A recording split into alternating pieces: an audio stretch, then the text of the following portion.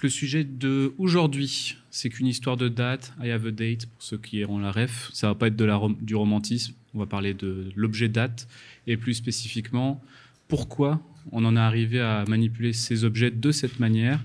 Ça va être un peu focus sur la JVM. À la base, moi j'ai un background de dev Android, surtout. Mais bon, ça s'applique vachement dans l'univers Java. On va parler beaucoup de la JVM. Ce talk, au début, je l'avais un peu pitché à ma mère. Elle avait réussi à comprendre. Pas tout, mais au moins le début. Et qu'est-ce qui est arrivé à faire ce talk pour moi? C'est que j'ai eu l'occasion de travailler un peu plus en profondeur sur l'objet date, manipuler des dates tout simplement. Et je pense qu'on a tous eu à un moment donné ce petit ego ingénieur de se dire oui, bon, une date, ça va, on peut manipuler. Et on va vraiment en profondeur et là on se dit waouh, en fait c'est hyper compliqué. Et ce que je voulais un peu montrer dans ce talk, ce quickie, c'est l'histoire de pourquoi en fait c'est compliqué, des recherches que j'ai eu l'occasion de mener. Et vous entendrez des fois ce petit tic de langage, fun fact, puisque c'est des choses que j'ai découvertes et qui m'ont fait beaucoup rire ou qui m'ont amusé. Et à l'issue de ce talk, j'espère que vous arriverez à sortir de la salle et vous vous direz bah tiens, ça, je ne savais pas. Et vous aurez au moins appris quelque chose. Donc voilà, c'est un peu l'objectif pour poser un peu le contexte de ce talk. Et au début, on va se poser des problèmes, on va exposer justement les problèmes, et les problèmes, ils surviennent dès qu'on se dit, en fait, on est quel jour aujourd'hui? Ça paraît hyper simple, mais en fait, c'est quelque chose qui est plein de contraintes. Premier problème, eh ben, on utilise des différents calendriers. Alors, je m'étais amusé, par exemple, au 1er janvier 2023, vous voyez, dans le calendrier hébreu, on est en l'an 5783. Dans le calendrier islamique, on est en 1444. On a aussi ce petit French Revolutionary calendrier pendant la Révolution française, où on avait voulu justement virer le calendrier grégorien, dont on parlera juste après. On est en l'an 230. Voilà. Quel jour on est aujourd'hui? En fait, généralement, on va utiliser le calendrier grégorien. Donc, c'est un calendrier qui est basé sur le système solaire. Donc, c'est globalement le temps qu'il faut pour la Terre, pour qu'elle puisse faire une orbite autour du Soleil. Ça a été introduit au XVIe siècle. C'était une réforme déjà au calendrier julien. Et c'est celui qu'on utilise le plus dans le monde. Évidemment, vous connaissez ses particularités. Le nombre de jours, ça va varier en fonction du mois. Le nombre de mois, il est de 12. Mais dans chaque jour, dans chaque mois, en fonction des années bissextiles. Donc c'est ce que je vais expliquer, les leap year. Les leap, quand vous verrez leap, c'est justement le principe de bissextile, ici. Ça varie. Et en fait, il n'est même pas précis. Donc ça, c'est le premier fun fact. Tous les 3000 ans, vous saurez qu'en fait, on va légèrement devenir décorrélé de l'orbite du système solaire. Tous les 3000 ans, ça nous laisse du temps, mais bon, voilà. Faut savoir que le calendrier grégorien, déjà, il n'est pas précis. Le problème numéro 2, celui-là, je pense que vous l'attendiez tous, on vit dans un monde avec différentes time zones. Il y a 24 régions dans le monde qui ont chacune 1 heure de différence. Les time zones, elles ne sont pas spécifiquement liées à ce qu'on pourrait constater comme un méridien. En fait, elles sont aussi vachement définies par les pays. Donc vous pouvez voir la zone qui est représentée par l'Angleterre, où on est à peu près sur le même méridien avec la France et l'Espagne, et pourtant, le Portugal et l'Angleterre utilisent le même. Il n'y a pas que 1 heure d'écart. Il faut savoir que dans des pays comme en Inde, en Australie et au Népal, il y a des régions dans lesquelles il y a 30 ou 45 minutes de décalage. Donc ce n'est pas forcément 1 heure. Ça nécessite une plus grosse complexité. On a beaucoup de chance. On appelle la Time Zone Database, aussi la TZ Data, pour ceux qui en ont déjà entendu parler, qui est justement une compilation de toutes les informations des time zones dans le monde. Le deuxième fun fact, c'est que souvent vous pourrez voir la Olson Database. En fait, c'est c'est en référence au contributeur principal qui a justement commencé à introduire cette database time zone. Quand on regarde, bon là il y a beaucoup de fun facts. Quand on regarde le changelog, donc globalement, j'ai vérifié encore ce matin, ils n'ont pas sorti de nouvelle version depuis mars. Mais c'est vraiment hyper rare. En général, ils sortent 5-6 versions par an. Donc depuis mars, on n'en a pas eu, mais on en a eu 2 consécutives, à 2 jours d'intervalle, ce qui était super rare. Typiquement, c'est par exemple le Liban. En fait, ils le disent dans le changelog, DST Chaos. En fait, ils ont communiqué en disant on va changer d'heure demain. Et donc, on a publié une nouvelle version de la TZ Data, et après ils ont dit ah non, en fait ce sera plutôt après-demain. Et donc ils ont dû republier une version de la TZ Data, mais pour les personnes qui avaient mis à jour, il y a eu un petit peu un chaos qui s'est fait avec des systèmes qui n'étaient pas à jour. Ça, c'était un exemple. L'autre exemple qu'on voit, donc ça, c'est vraiment le changelog que vous pouvez voir sur Internet.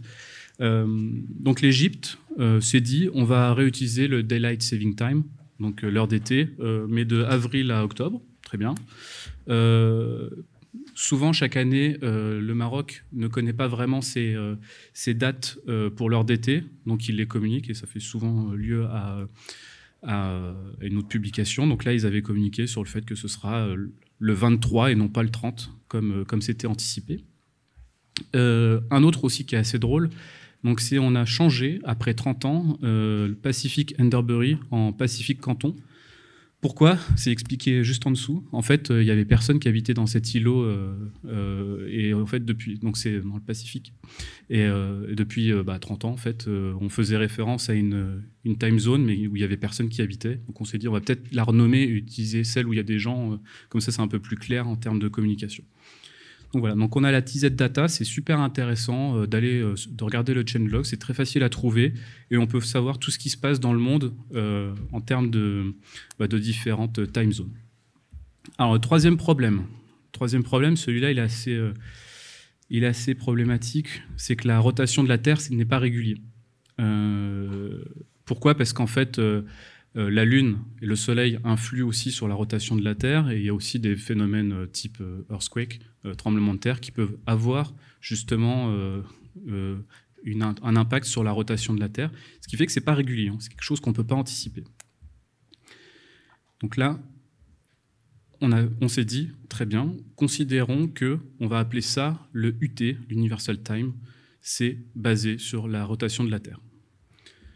Derrière, ce qu'on s'est dit, on va mettre en place avec plein de laboratoires, donc je crois, alors je l'avais noté, il y a 80 laboratoires à l'échelle nationale dans le monde, basés sur 450 horloges atomiques, qui vont s'assurer qu'on a vraiment le même temps. C'est vraiment une synchronisation entre plein de laboratoires pour avoir ce qu'on appelle l'International Atomic Time. Et derrière, en fait, on s'est dit, très bien, on a le référentiel officiel basé sur des horloges atomiques et on a aussi le temps de la rotation de la Terre qui est difficilement prévisible.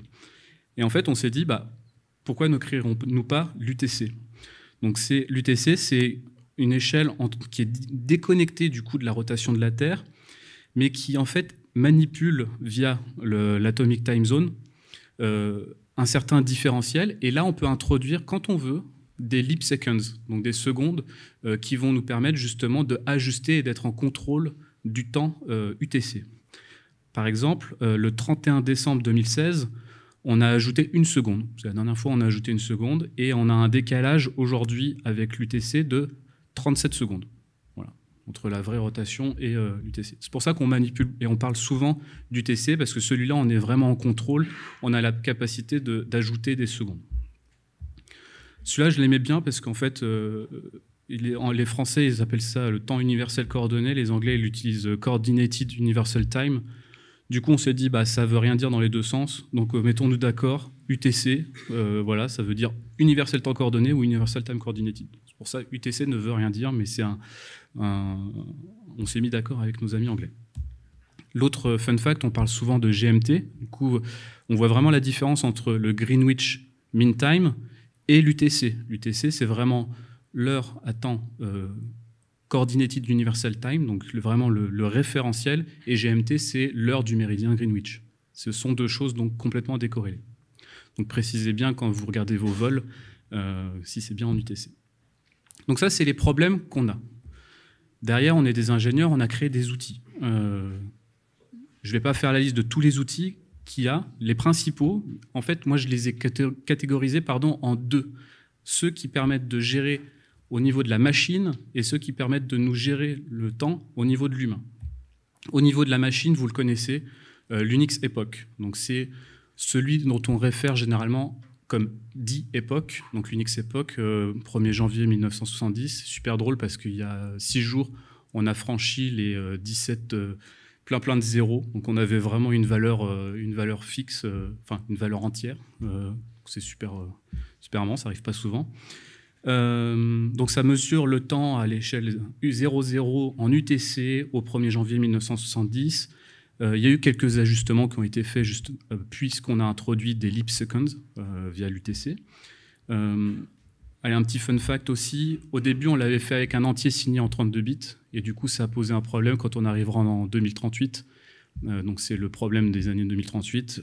On a anticipé ça assez rapidement, on a très vite encodé ça sur 64 bits. Donc maintenant on est tranquille pendant pas mal de temps. Donc ça c'était vraiment, je crois c'est 292 milliards d'années. On est tranquille suite à ça. Donc on a bien fait de faire ce move et normalement il n'y a pas eu de problème. Donc là, voilà, je vous ai rajouté ça, c'était le 14 novembre.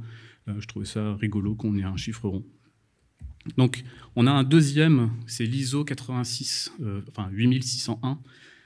Vous avez certainement tous vu cette notation à un moment donné. C'est un standard international qui nous permet justement d'échanger, de communiquer des dates, mais aussi des temps, dans un format bien précis. C'est totalement standardisé. On voit vraiment la première partie avec les années, les mois, les jours. Donc là, c'est assez drôle. C'est vraiment, on est sur la plus grosse donnée. Donc pour nos amis américains qui aiment bien échanger le mois et les jours, c'est faux. Voilà, on s'est tous mis d'accord. Les mois, c'est avant les jours. On met le T pour dire, attention, maintenant on part dans time, et on met le plus pour définir justement la time zone ou l'offset par rapport à UTC. UTC étant 0, et des fois on l'appelle aussi Z. Donc quand vous voyez le Z à la fin, en fait ça vient c'est du legacy du Zulu time. Et le Zulu time, c'était ce qu'on appelait donc Z, 0, Zulu. C'est ce qu'utilisaient les marins, en fait, quand ils parlaient en radio, ils disaient Zulu time. Et en fait, on l'a gardé avec Z. Donc des fois, on ne précise pas le plus 0,2, on va juste mettre Z, ça veut dire UTC. Donc là, on a les outils Human Time Management et Machine Time Management. Je vous parlais tout à l'heure de la JVM. Alors, quelle histoire, c'était assez incroyable tout ce qui nous est arrivé.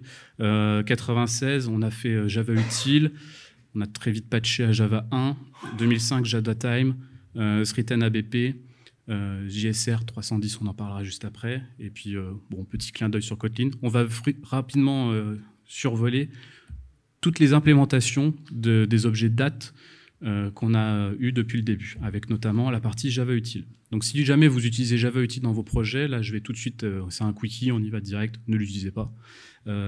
Ça marche vraiment pas bien. Pourquoi ça marche pas bien? Alors voilà, un exemple tout simple, je crée une date et je vais lui dire, bah tiens, on est le 27 avril 2023, et ça va me sortir en fait. Alors déjà le premier truc, c'est que c'est quand même très très drôle, je peux muter les objets comme ça. Donc le niveau mutabilité, c'est quand même pas foufou. Et on voit directement, ah tiens, UTC 3923. Ok, donc je suis en année 3923 alors que j'ai muté l'année en 2023. En fait, c'est parce que ça commence à l'année 1900. Donc en fait, tout ce qu'on ajoute, ça, on va incrémenter la valeur de base. Donc ce n'est pas une date, c'est plutôt un instant, un instant time, un instant dans le temps. C'est pas lié à un système de calendrier, ça n'a pas de format non plus, parce qu'on ne peut pas le formater, il faut utiliser d'autres objets. Il n'y a pas la time zone, vous ne la voyez pas dedans, et tous les objets sont mutables. Donc c'est vraiment quelque chose qui a été très très mal compris au début, et enfin, c'est une API qui n'est pas très robuste. Donc très rapidement, en fait, on avait introduit Calendar, qui était une tentative de fixer, et justement on a introduit le Gregorian Calendar, l'objet qu'on peut manipuler, qui au final n'a pas vraiment résolu tous les problèmes, parce que on peut toujours muter les objets, et il nous manque encore plein de choses, c'est pas thread safe. Donc c'était vraiment un énorme chantier, et en fait ce qui s'est passé, c'est que très rapidement, il y a une lib qui a popé, qui s'appelle Joda, qui a pour objectif, donc le motto c'était Powerful Versatile Date and Time Library. Donc c'est un JDK annexe qui va nous permettre justement, c'est comme une lib où on va manipuler directement des objets. Donc il y a toute une API. C'est né de la frustration en fait d'un développeur qui s'appelait Stephen Colburn. En 2002, il était très frustré avec Java Util et il s'est dit, bon, il y a trop d'erreurs, on va essayer de remettre à plat tout ça et de proposer une API un peu plus intuitive. Pour info, ce design, il a amené justement à la suite la JSR 310. Donc ça a été introduit à Java 1.8. Ce qui est assez marrant, c'est qu'à l'époque, quand ça a été introduit dans Java 1.8, beaucoup de systèmes utilisaient Java 1.7. Donc, comme on utilisait Java 1.7, on a fait le Sriten BP, Backport, qui est une librairie qui marche sur Java 1.7. Et, je vous disais tout à l'heure que j'ai une petite référence sur le monde Android, on a fait aussi le Sriten ABP, donc Android Backport. Pourquoi est-ce que c'est un backport important? Donc, fonctionnement sur Java 1.7. Et aussi, directement dans ce jar, il y a la TZ-data qui est injectée dans le jar. Ça veut dire que quand vous mettez à jour la librairie, vous partez du principe qu'il y aura la dernière version des règles time zone de la TZ-data qu'on a vue précédemment. Ça nous permet d'avoir un système à jour. Alors, ici, c'est un peu plus Android. C'est Sriten BP, c'est utiliser Joda Time, puisqu'effectivement, Joda a permis d'amener la JSR 310 a posteriori. C'est quelque chose, aujourd'hui, qu'on n'utilisera plus vraiment dans un monde embarqué. Pourquoi? Je vous l'explique juste après. Mais ce qu'il faut savoir, c'est que la JSR 310 nous a permis d'introduire l'API que je recommanderais d'utiliser aujourd'hui. Donc, vérifiez bien que vous avez dans vos imports Java Time. Java Time, elle est plutôt bien faite parce que quand on regarde à l'intérieur, on se rend compte qu'il y a deux modèles. Et j'en parlais tout à l'heure, en fait, le Machine Time et le Human Time, on les retrouve en fait dans l'implémentation. Le Machine Time, c'est l'entier long qu'on va retrouver, qui va nous permettre, sur l'époque, typiquement, de savoir combien de temps est passé entre un point A et un point B dans le temps. C'est facilement lisible par une machine. Et on a aussi toute l'appréciation via l'ISO 8601 qu'on avait sous le capot. On va vite fait le parcourir. Donc la partie Machine Time. Quand vous travaillez avec Java Time, chaque point dans le temps est encapsulé en nanosecondes. Globalement, un instant, c'est l'objet que vous allez utiliser, instant, ça représente juste un point dans le temps. C'est une classe qui est ce qu'on pourrait dire qui ressemble plus à Java Util TAT. C'est thread safe, il n'y a pas de mutabilité. Par exemple, vous pouvez faire ça, print instant epoch, donc vous verrez 1er janvier, ou now, donc ça quand je l'ai fait, et on voit que c'est directement bien formaté dans le format ISO 8601. Comme on a des instants, on peut aussi avoir des durations. Et une duration, c'est pareil, ça suit la règle, les standards de donc période de l'ISO 8601. On peut faire donc un check entre deux instants. Généralement, vous voyez ici, il y a un format que je n'avais pas montré, mais le P, c'est pour la période. Ensuite, on a le D, c'est pour les jours s'il y en a. La lettre T, c'est pour le time. Ensuite, on a H, optionnel, évidemment pour les heures, minutes, secondes, nanosecondes. Donc, la duration, c'est justement, on prend deux instants, on a une duration. Dans le code, c'est assez simple. Je vais faire une duration de tant de temps et tant de temps. Et en fait, je vais faire le between. Et là, on voit directement que c'est bien formaté pi. Alors là, je ne vois pas très bien, c'est tout petit. PT de 1 heure, temps d'une heure, dans d'une heure, temps d'une heure et 24 heures entre les deux. Et on a juste fait un appel à duration.between entre deux instants. Ça marche super bien. Donc, on a vu la partie machine time assez rapidement. Maintenant, la partie human. La partie human, quand vous manipulez Java Time, on a la local date. Donc, c'est celle qui encapsule une année, le mois, les jours dans le calendrier ISO sans les time zones. C'est très utile pour justement manipuler une date sans le temps également. Si vous voulez par exemple sauvegarder un jour d'anniversaire, c'est très très pratique. Mais comme il n'y a pas de time zone, on ne considérait pas que ça représente un point dans le temps. Ici, ce que je vais faire, c'est que je crée par exemple localdate.now, je peux avoir maintenant, localdate.6 juillet 87 ou local off epoch. Donc là, on sait qu'avec les 20 000 ici, on était en 2024, donc le 20 millième jour a posteriori de l'époque, c'était le 10 octobre 2024. C'est assez facile à manipuler. On a le pendant pour les times, donc lui qui va encapsuler en heures, en minutes, en secondes, en nanosecondes, toujours sans time zone. Et je ne l'avais pas dit tout à l'heure, mais la classe, elle est aussi immutable et thread safe. Il faut que je speed un peu, je crois. Du coup, on a les local date, on a les local time. Vous avez bien vu, on a le local date time qui lui avoir mixé les deux. Dans l'implémentation, c'est hyper simple. On voit vraiment les deux objets, les deux fields, local date et local time, qu'on peut construire avec une date à un temps donné. Donc là, on voit la troisième ligne, date at time du time, ou l'inverse. Et je peux construire en fait un local date time très simplement. Et je peux manipuler aussi avec une local date time. J'ai accès à days of week. Donc là, on sait qu'on était mercredi quand j'avais fait ça. Il y a aussi la période, donc une local date now, et on peut manipuler, on peut dire bah, enlève-moi 2 semaines par exemple, et ensuite tu vas calculer entre la période between la date et celle où j'ai soustrait de 2 semaines, et on voit qu'on a le P14D, donc ça c'est justement un peu comme les durations qu'on avait vu tout à l'heure, mais en version plus objet manipulable et compréhensible par un humain.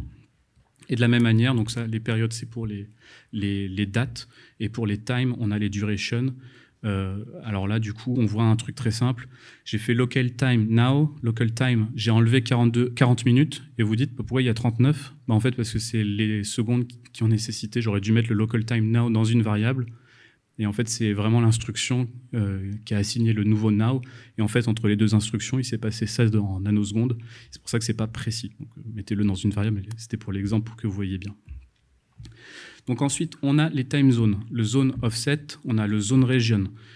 Le zone offset, c'est généralement celui qui va se baser sur l'UTC et donc le 0. Les zones region, c'est ce dont je parlais tout à l'heure, avec notamment certaines différences comme au Népal, en Australie, en Inde. C'est une API qui est finalement assez simple, qui paraît compliquée au début, mais pas si compliquée à la fin. Chaque zone ID a des zone rules.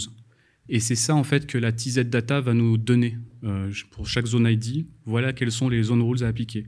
Par exemple, si je me dis on était à Paris, donc on avait eu le décalage horaire en mars, donc j'avais mis, par exemple, le 26 mars 2023, et ensuite j'avais créé un local date time au 27 mars à la même heure, on voyait que le offset était de plus 1 et plus 2. C'est tout simplement grâce à la TZ Data qui ont mis à jour les rules pour une zone ID définie. Vous posez peut-être la question des fois, zone date time ou offset date time, lequel dois-je utiliser surtout pour stocker les objets en database?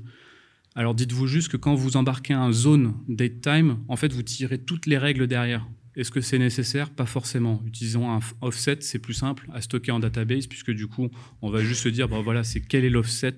Bah, c'était ça sur cette time zone. Et en fait, c'est un objet qui est beaucoup plus léger et qui vous permettra justement de manipuler, en fait, de stocker tout aussi facilement qu'un zone date time. C'est un peu comme si vous sortiez le gros objet versus quelque chose qui est léger pour un stockage en database. Je voulais faire un petit aparté aussi sur Kotlin. Kotlin, puisque c'est un langage un peu plus récent, qui a défini justement la Kotlin X Datetime, qui est une librairie qui est multiplateforme, donc qui peut être utilisée à la fois sur iOS et sur Android, qui gère automatiquement tout ce qui est sérialisation. Donc ça, c'est assez cool. L'API, elle est assez simple a priori, puisqu'en fait, elle repose sur JavaTime pour la partie justement multiplateforme, une fois qu'on a l'implémentation dans le monde JVM.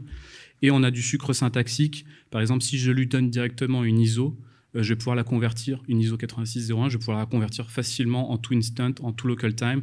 Et comme les objets sont sérialisés, eh bien, c'est beaucoup plus simple. Alors, je vous disais tout à l'heure, je suis du monde Android. Et en fait, il y a un des sujets qui est une problématique sur laquelle on fait souvent face. C'est très bien, je dois stocker, mais je suis sur un téléphone qui est embarqué. Qui fait foi en fait, puisqu'en fait mon téléphone aujourd'hui, je suis pas sûr que les time zones elles soient mises à jour. Qu'est-ce qu'on a fait nous développeurs Android pendant des années? En fait, tout simplement, on utilisait Joda ou StreetN ABP puisqu'elles packageaient les dernières versions des time zones. ça avait pour effet que chaque application, en fait, allait utiliser sa librairie et se dire, bon, voilà, je m'en fous de l'heure du téléphone, je vais utiliser celle sur laquelle j'ai vraiment du contrôle, celle qui est embarquée dans ma librairie ou dans mon application. Et ce qui est assez intéressant, c'est que Google commence de plus en plus à ouvrir ça, et notamment une initiative, donc c'est le projet Mainline qui est issu du projet Treble. Ce projet, en fait, va directement exposer un endpoint qui va permettre aux OEM de dire « Ok, over the air, tu peux upload les time zones ». Ça, c'est depuis, malheureusement, trop récemment, Android 10. Donc c'est un fichier qui est exposé, et en fait, ce qu'on va dire, c'est « Ok, maintenant, les OEM, vous êtes responsables de mettre à jour les time zones ». Évidemment, il faut attendre que tout le monde ait migré, mais ça laisse en gros, maintenant, ce que ça veut dire, c'est que si votre téléphone a une heure qui n'est pas la bonne, bah, nous, développeurs en fait, Android, bah, malheureusement, il n'y a pas grand-chose qu'on pourra faire, puisqu'on ne va pas non plus embarquer toutes les time zone rules dans chaque application. C'est quelque chose qui n'a pas vraiment de sens. Donc, cette initiative, si le téléphone n'est pas à l'heure, de toute façon, on ne va pas faire grand-chose. On ne va pas pouvoir faire grand-chose.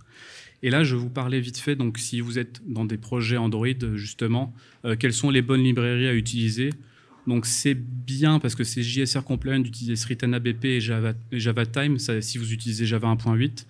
Mais de manière générale, moi, je préconise aussi d'utiliser Kotlin XDateTime, puisque de toute façon, c'est JavaTime, c'est une surcouche à JavaTime, et si vous développez en Kotlin, eh ben, vous pouvez très facilement utiliser le sucre syntaxique qui est à disposition, et derrière, c'est du JavaTime. Je pense qu'on est dans les temps. Ouais, c'est parfait. Bah, nickel. Merci beaucoup. J'ai écrit des articles si vous voulez aller plus en profondeur, si vous voulez scanner ça. En 20 minutes, c'est forcément une couche assez rapide. Mais si vous voulez aller plus en profondeur, il y a ce QR code avec des articles dessus. Je vous remercie.